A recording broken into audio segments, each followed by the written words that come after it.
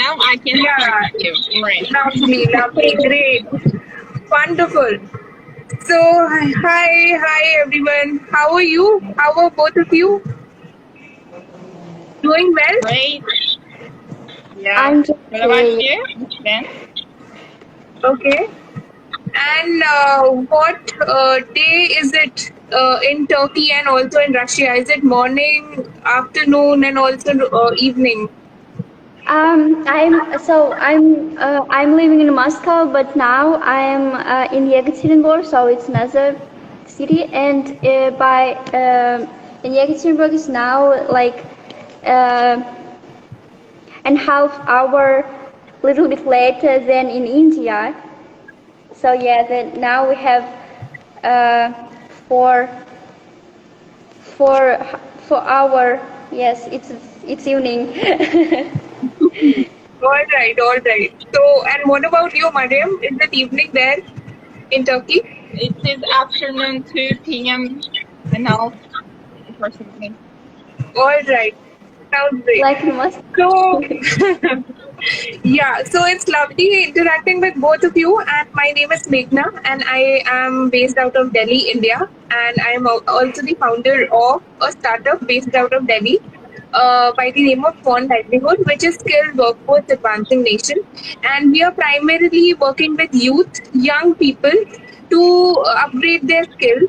And we conduct a lot of workshop sessions, training sessions to empower youth with the necessary skills which will help them thrive in the professional environment. And I'm also the state president of the Wiki Delhi Startup Council, wherein we are trying to create an ecosystem to support women entrepreneurs who are going through a lot of distress at the time of pandemic, and also because we have seen a lot of changes. So we are just trying to create a support system so that all the women entrepreneurs, aspiring women leaders come together and support each other through their expertise. And it's my pleasure to have both of you in the fourth episode of the Youth Sustainability Dialogues. And to all the viewers who have joined us at the moment, I'll just share a brief introduction of Jennet Bazarova, who's there with us. She is a TEDx youth speaker and also the founder of Youth MUN. We also have with us Meryem Torke, who is a law student and also the executive board member of SDG Student Hub, Top University of Economics and Technology. So I welcome both of you to the fourth episode of the Global Goals, and I look forward to interacting with you to know more about the work that you are doing, your journey so far, and how do you, what has been your message, what has been your, inspiration regarding the work that you have done so far. Yeah. So let's begin with the discussion then, and it's an open floor for both of you. Any of you can start. So basically, we'll first start with the introduction, a small brief introduction. If you could share about yourself to the viewers, wherein you could share about your journey, what it is to be like a young change maker. Okay, what are the challenges that you have faced so far in trying to achieve your goals, and also your passion of doing the things that you have planned for yourself? What are your interests? What are your inspirations and also aspirations? So yeah, Mariam and Janet, the floor is for you, and any of you can start. Yeah. Okay, maybe Miriam wanted to first. Okay, then. First, yeah. Yeah, well, at first I can say that I was always interested in SDGs, but also my journey just started in 2019 with attending a meeting with SDG student hub of University of Economics and Technology. One of my friends just forced me to attend that meeting, and I'm so grateful that I have just attended that meeting, because now I can see as a wise and wide range of the SDGs on global world. So, for you, Jen. Okay. So, my name is Janet. So I'm studying. I'm undergraduate. So I'm studying in first graduate in university. So I'm studying international relations in Moscow. And I'm working. I'm working on the problems of accessible environment and inclusive education in Russia, and mainly in Moscow. I'm speaker in Moscow about problems people with disability, because I have a disability, and actually it's problems, people with disabilities. It's a big problem, and maybe it's a big question in Russia, because in Russia we started more and more later than in Europe or in USA. Yeah. And I'm working with these problems, probably mostly in educations, inclusive educations. Yeah. All right. So nice. Thank you so much for sharing this brief introduction about yourself. So moving over to Meryem. Meryem, because you mentioned that you are also the executive board member of SDG Hub at your university, and because both of you are still associated with your university and are studying at the moment. So, would you like to share something about the work that you do in this board, and the roles and responsibilities, and what is this board all about? How can young change makers engage with your board, and what are the activities that you carry out in this board? Yeah. Actually, I can say at first level, change starts with the individual. So if you are starting with any kind of hubs or SDGs, this is only the beginning of your change part, and also you can inspire everyone around you, and we are trying to make it global. So this is the starting point to change it only with your own. I mean, you can use reducible products, or you can take inequalities, because it's in general. So it all depends on one person. Okay. And yeah. Yeah, right. And you were sharing something. Would you like to share some of the activities which you might have conducted, being a part of the hub? Yeah, well, I know. I'm sorry. Did you just ask Janet or me? No, you got it. Yeah, good. Well, as I know you from the Global Virtual 2021, and I was a delegate there, so you can inspire you and yourself and others, as I mentioned before. So I can also say that we are, as a hub members, as an executive hub members, we are dealing with the inequalities, SDG 11, 10, 16, and 17, and we are, let me check them out, and climate action, reduced inequalities, gender inequalities, peace, justice, injustice, miscarriage of justice. We are dealing with that in the country-specific at first sight, but then also the global level. Because, for example, I have no idea about India, but I can also say that, for example, SDG 14 can be disaster in India, but it may not be in Turkey. So we are just at first level, we are just taking it as the country specific, then also global levels, and we are dealt with the many of the SDGs. Yes, we are trying to achieve all of the SDG goals, but the first topics for us is the inequalities, climate actions, and justice. All right, that sounds really good. Thank you so much, Meryem, for sharing such useful insights about the work that you are doing at your house. Moving over to Jennet. So, Jennet, you spoke about inclusive education, right? And also helping out people who are, who have some kind of a disability. Also, you have been a TED speaker. So, how has been your journey so far? Yeah. So, because you have been working in a field wherein not many people have done the work.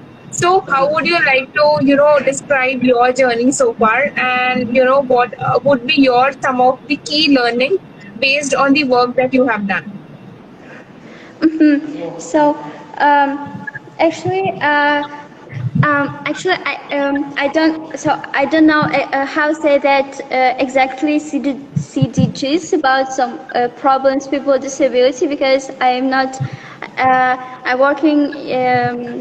Is only in Russia, and I can say that historically people with disabilities in Soviet Union found it difficult to integrate into life, because so in my view this is why inclusion in Russia still lags behind the US and other European countries, but nevertheless there has been a strong change in the last 10 years, I guess, and more people started to think about equal rights and set up charities and organizations which are still working today.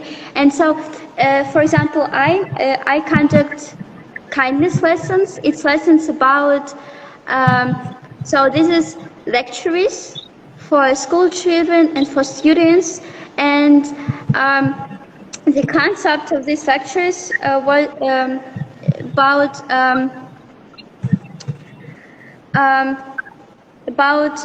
the main difference between. So I use my personal example, like people with disabilities, and talk about the importance of believing in yourself, and to talk about sorry, talk about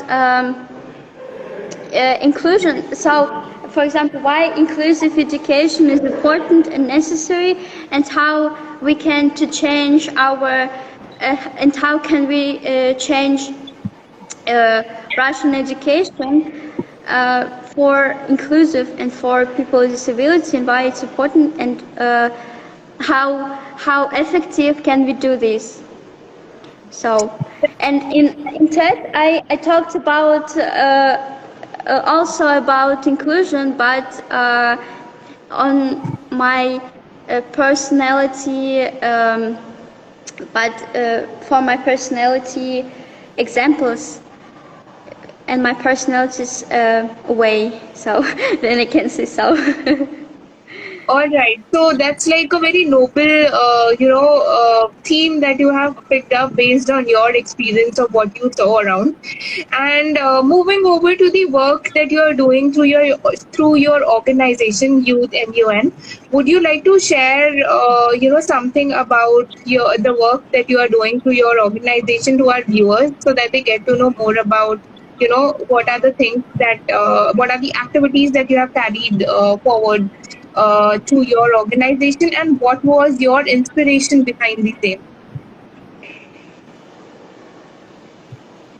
All right, I'm taking it first then. All right. Yeah, I don't know what was the idea, but I always wrote with the idea of knowing SDGs or having the damages in a reduced level, at the minimal level. So I was always interested in SDGs, as also I referred to before. So my organization is just taking them as a responsibility, and we are dealing with them. As you do, we are doing some, events, some activities, and also some projects, some also attendings, and we have communication with UNSDS and youth. So this is in general, and I cannot say anything more about that, because this is so clear and obvious. I don't know how can I get in detail with that. So it's all for me. That's really interesting. So Janet, let's hear from you also your insights. Can you repeat please the question? Yeah. So the question is, through your organization, okay, what are the things that you are trying to achieve, okay, and who has been your inspiration behind the same? Who has been my inspiration? Probably, I can say, so probably, I guess the kind of motivator for me was Nick Vujicic. Do you know him? So yeah, because once I went to his speech in Moscow, and it was so, and I was inspired by his story, his vision, and his just his way and his message. And from that moment, I started giving lectures in school and universities because I wanted to change the situation and vision about inclusion and equal rights in Russia, just only in Russia, because I have because I lived in Germany like about 9 months, or like about 1 year, and the situation with equal rights and people with disability and education between Russia and Germany, and it's very, very difficult and so very different. And I wanted like that people with disabilities can live just normally life like in Europe. Yeah. So I can now say that so with confidence that young people are much more aware and understand more about equality should look like. And this is one of the aims of my lessons, to show that people with disability are as equal as people without them. And for example, also studying in line for cinema tickets or having the same rights to education. So because it's more important. And I have one story. So in Moscow in last year, I couldn't to study in university because they said to me that I have disability, and so they said me that I can't studying in this university because I have disability. They was afraid of that, and I couldn't understand why, because I never see that before. And this why I wanted to change this situation, this vision in Russia, but a little bit different, and it make our how said it, our organization, so it's Russians organizations, yeah. And I haven't an organizations probably because I make it alone or with my friends or with my friends from another organizations like Perspectiva. So yeah, that's probably why. So what I should say. Okay, that's really insightful. So, based on the things that both of you have shared, and also because both of you are young change makers, so in your journey of, achieving your passions, the things that you are really passionate about, have you observed or have you come over with any kind of challenges wherein, you felt that, this was the most difficult time to crack this kind of a situation, or maybe to pass through the situation in order to achieve the thing that you had planned here? So we start Yeah. from Meryem. Yeah. Yeah. At first, I can mention inequalities actually, because I am a woman and I am also at first sight a religious woman, and that can understand that you have some I don't know, demands or some conditions that you are under, but also I can also say that there is no difference between any person. I mean, if a man can do it, I can also do it, and also be born equal, right? And as Janet said before, and disabilities is not the test for your life continuation. And we also refer that every SDGs and also inequalities. I want to refer 16th SDG, justice, inequalities, and also 5 gender equality.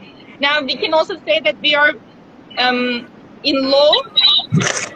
I mean, being a lawyer member and in a global level, we are also having some different problematic situations because of the religious just cycle, and also I am a woman and I can be a judge.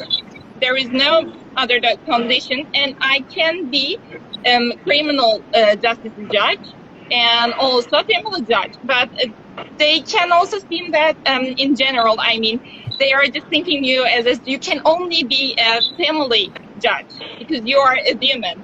This is not. These are the structures you are maintaining at the before of the. I mean, after that, the birth because of the cultural, affections. But now I see that these are many of them are wrong because I can do everything. I can go abroad and make some changes as a change maker because I am woman and I can't do this without any condition, any under demand.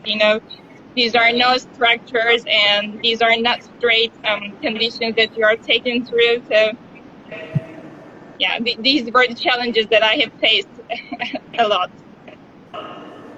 That's really informational, and also out of curiosity, because you did mention about law and also making a change in the way the society is working. So, what are the subjects that you are currently studying in your university, and also which is your favorite subject which you love the most?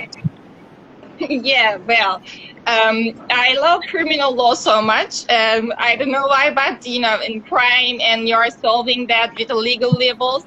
And yeah, well, I wanted to be a detective when I was a kid, and now I see that being a detective is only imagination. I wanted to make it a career and lifestyle, so I had decided to be a lawyer. So I am defending what is legal bound and also what is injustice. I mean, we can make everything, we can change everything to justice and to a fair. And yeah, why wouldn't I be a change maker in law? I mean, sometimes law doesn't mention so much. And so this is the main topic, actually. We are living in law situation, so we are bound with legal rules. So why wouldn't be I the part of that change? That was the main topic why I started the law school.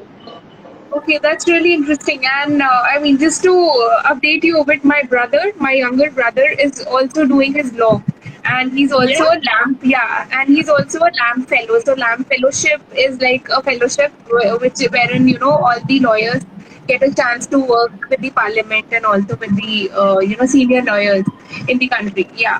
So maybe if you have any questions, or maybe I can connect you further to my brother, and you both can discuss Yes, more. please. Yeah. Yeah. Yeah, that's great. That's great. Lovely listening to you. Thanks for sharing all this, Mariam. Moving over to you, Janet. We want to learn from you your challenges, because you have been doing a lot of work in the area of inclusion and also disability, and I completely relate to you because we are also dealing with a lot of students, some of them who face these challenges. So I wish to know from you, because you have started on with this journey at such a young age. So what are some of the challenges that you have faced in your journey of trying to create awareness around inclusive education and also disability in your country? Do you mean what time of fear? Um,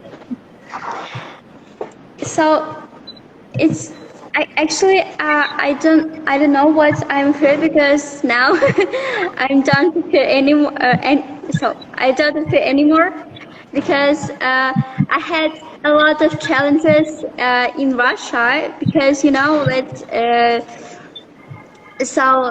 we had some, so I guess that Russia is a challenges country for all people, and probably I can say that the most challenges was for me to abroad to university. So do you know what I mean? Because not all universities is good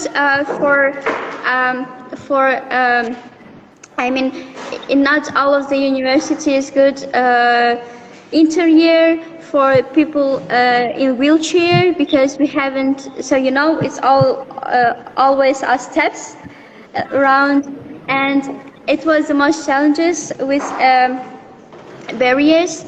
And the second challenges maybe was about people thinking, because the organizations, the universities organizations, they can't to how say that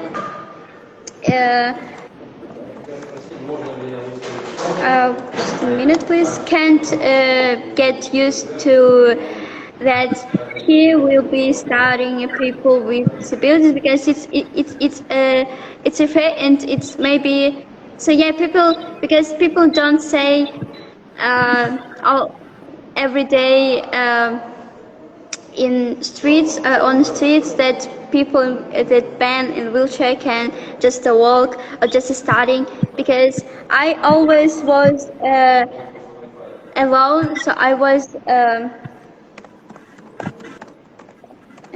sorry so I was the only one girl with in wheelchair or just with disabilities in my school and in my university too. And I guess it's just so people just freeze, people just freeze, and it's it should be goes a little bit more time to if for inclusive country, I guess. Yeah, so you rightly mentioned that if you are in your journey of creating some kind of a change, then change in the mindset of the people always takes some time, and it is your constant efforts, the efforts that you are trying to make, the change that you are trying to bring through, by speaking up, by conducting events, by holding activities, is what is heard by the people, and that's how people relate to the cause and start supporting you. So I think both of you are doing a great job. And just out of curiosity, I would would like to know from you, because you are also studying in your university. So what is your favorite subjects, and what are the subjects that you are studying at? My favorite subject in university, probably international security. It's very interesting.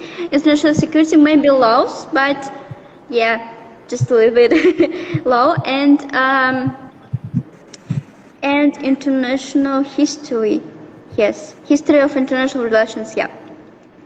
That's really interesting, and I think international relations and law is closely interrelated, and both of you can also, connect offline to discuss more about the insights and also the learnings that you have, that you are learning at the moment through the work, through your coursework that you are doing through your universities. That's really interesting, and that's really great. Thank you so much for sharing it. So my next question to both of you is that ever since the pandemic has started last year, we have observed some kind of challenges in and around us. Yeah. So what has been your challenges? What is your observation on those challenges? What are some of the challenges that you have been observing? That really had an effect on the people, the society, everybody around you during the time of pandemic, and now that we have also started the second wave. And how are people uniting together to overcome with the challenge? So yeah, I we can start from that. Well, I didn't hear your voice clearly, but as I guess, you have asked the challenges that we are facing, and that says that, right? Yes. Okay. Yes. Yeah, well, actually, I think Janet can start first, because she has so many challenges, as I see, more than me. So please go first. All right. So let's hear from you, Janet. Okay, so do you mean now during the pandemic? Yes. Yes. So probably now during the pandemic, everything has gone online, and of course there are more opportunities for all people, and of course there are more opportunities for people with disabilities, because so for here So like last year before pandemic, people couldn't. You should be go off. So go off to go to the shopping or to the school or everywhere, and it was probably so it was a big problem because in Moscow the streets. Just a minute, please. Not available, not available, not accessible to just to walk with a wheelchair or or anything. And now all education has gone online, more courses online, new technology for home, and etc. And of course, it's give for people with disabilities more opportunities. And now people without disabilities could understand people with disabilities because all of the world are sitting at home and could go off, and I think so. Yes, and it's give I guess it shows. So this situation shows people how life people with disabilities all of the time, I guess. Yes, and it gives Yeah. more opportunities. Very true, very true. Thank you so much for sharing your insights, Janet.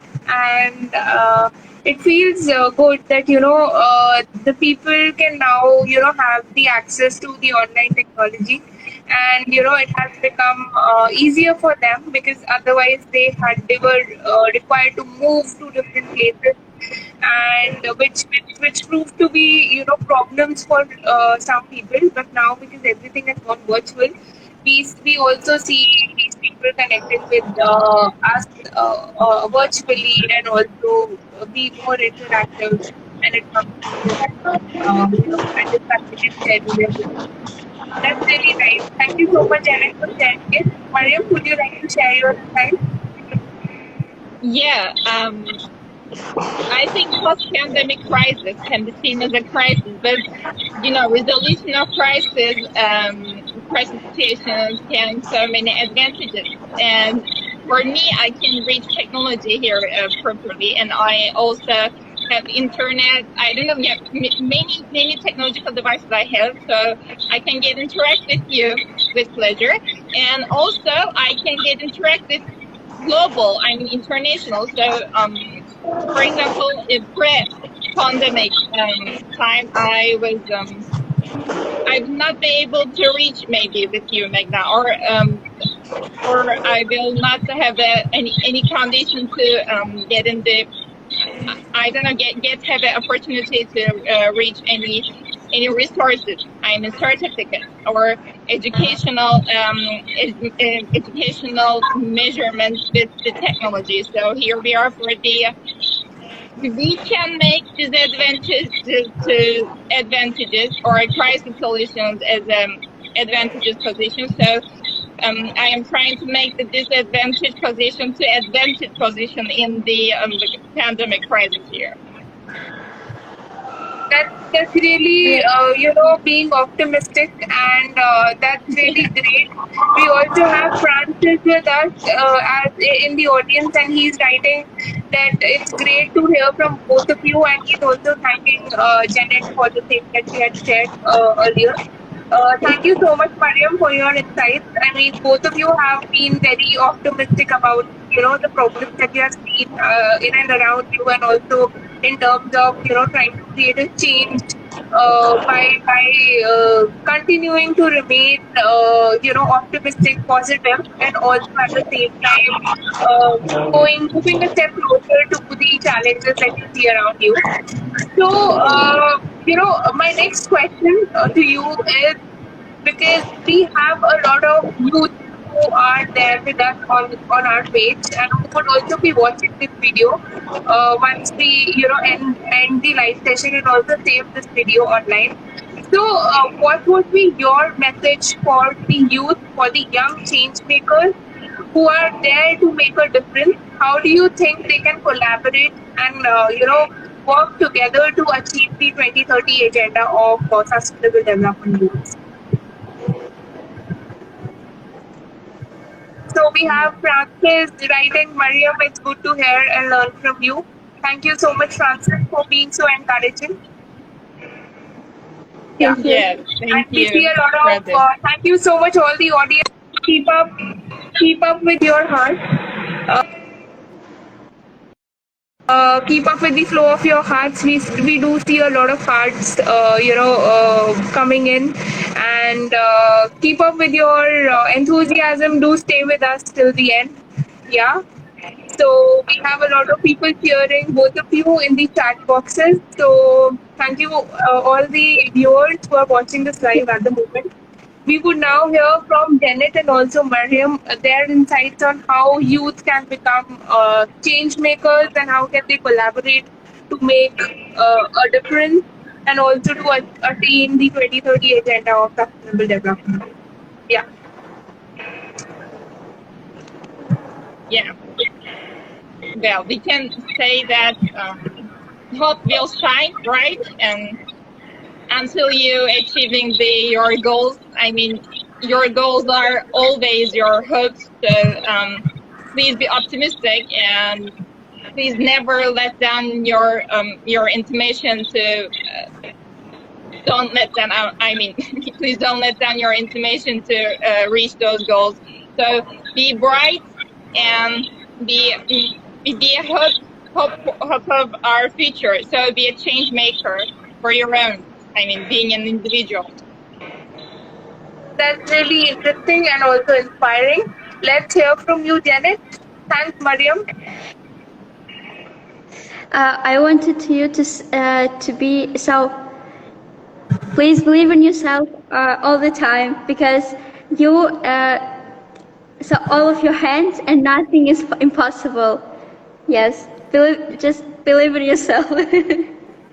Thank That's you. really, that's really inspiring. Thank you so much. And believing in yourself, in oneself, is the starting point. And we also have Francis writing, "Be always optimistic," which is very true. Yeah. Thanks, Francis. So before we come to an end to this wonderful session, your final message to everyone, or anything that you would like to share.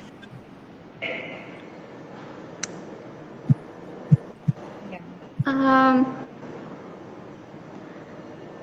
Probably I could say that now young people can make a history and just do a history or just make a history. Yes, because all of your hands and yeah, to just do it. Very Just true. do what you want and go to your goals. Yeah. That's really Yeah. inspiring. Very And good. Meryem, anything that you would like to also share? Your final message before we end? Yeah, I can say that in future you'll be remembered as a good person, which is remembered as as a global change maker. You know, yeah, I can just say that. I think because I have just talked with all of those. So That's really interesting. So we have Akju writing in the chat box. Thank you, speakers. And we also had Imran cheering you, Meryem, for the work. For your speech. So it was thank you. lovely connecting with both of you, and we look forward to invite both of you to all our upcoming sessions to get to know more about your journey, to get to know more about the work that you are doing. And I think there is some connection issue at Janet's end, so she Yeah. got disconnected. But we were, coming to an end to the discussion. So it was lovely interacting with both of you, and we look forward to inviting you in many more upcoming sessions. Yeah. All right. So Thank you. Thank you, giving us the opportunity to attend this. Thank you. thank you. Looking forward to interact with you more soon. Bye. Bye bye. Bye.